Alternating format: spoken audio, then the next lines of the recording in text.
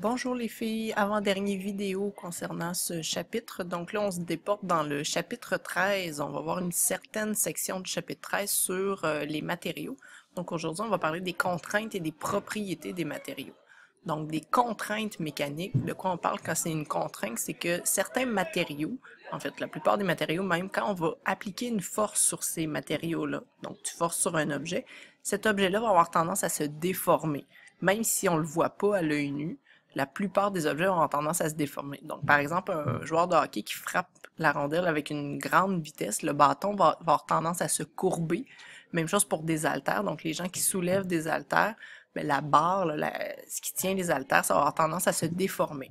Donc, je vous ramène aux petites vidéos sur les mécanismes. Je le laisse rouler et vous allez avoir la définition de chacune des contraintes, des 5 contraintes qui sont mentionnées.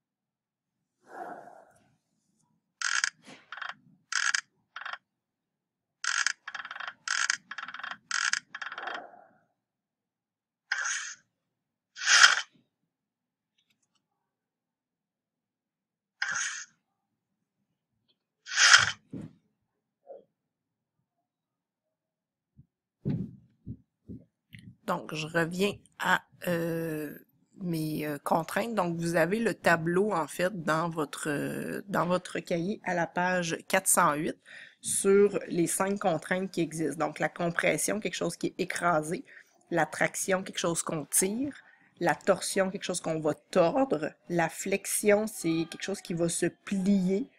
On va combiner la compression et la force vers le bas et le cisaillement, quelque chose qu'on va couper.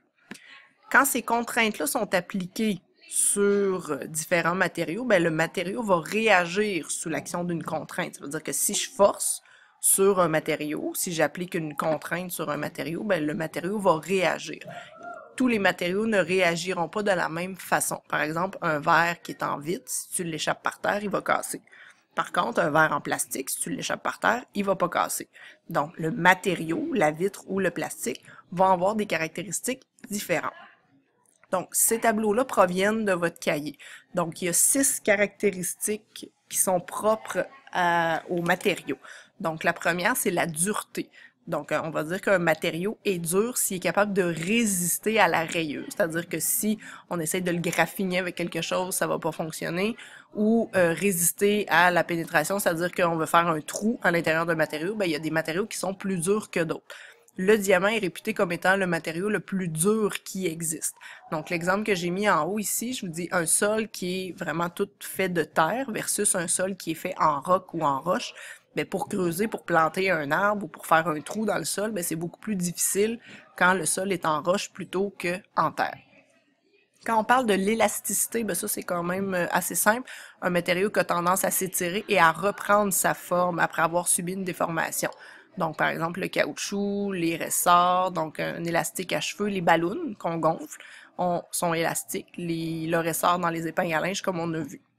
Ensuite, on va parler de la ténacité, donc la capacité d'un matériau à résister à la rupture. Rupture, ça veut dire qu'il va résister à la cassure, il ne va pas se casser quand il subit une contrainte prolongée. Le contraire de la fragilité, on dit que, le contraire de la ténacité, pardon, c'est la fragilité. Donc, un verre, c'est fragile, ça se brise facilement parce que ça ne se déforme pas. Donc, il ne va pas avoir de déformation possible, ça va se casser. Donc, le verre, si on dit qu'il est fragile, ça veut dire qu'il n'est pas tenace. Ensuite, vous avez la ductilité et la malléabilité. Ça, principalement, c'est pour les métaux. Donc, ductilité, c'est la capacité d'être étiré en fil, par exemple, pour faire des fils électriques.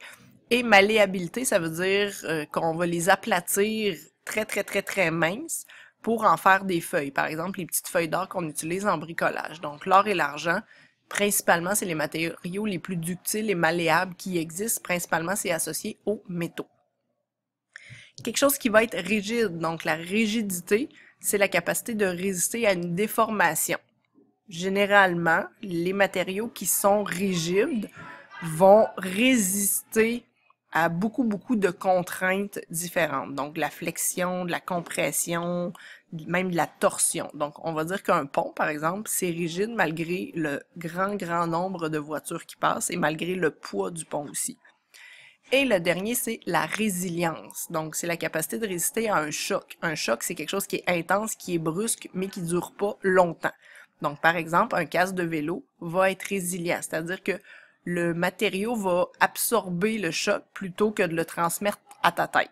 Donc, c'est ce qu'on veut pour un casque de vélo ou un casque de moto. Dernière petite précision, ça aussi, ça provient de votre cahier. Donc ici, pour déterminer si quelque chose est fragile, donc un matériau va se rompre sans se déformer, on dit que c'est fragile. Ça veut dire qu'il ne va pas changer sa forme, il va vraiment se casser, donc ça, c'est fragile. Un matériau qui résiste un certain temps à la rupture, mais qui va finir par se rompre, on va dire qu'il est tenace. Ça veut dire qu'il va avoir résisté un certain laps de temps, mais il va finir par se casser. Quelque chose qui s'étire en fil, ou qui va pas se rompre, en fait. Quand on veut l'étirer en fil, c'est qu'on va l'étirer très longtemps, il va pas se rompre. Ben ça, on dit que c'est ductile et fort probablement aussi qu'il va être malléable.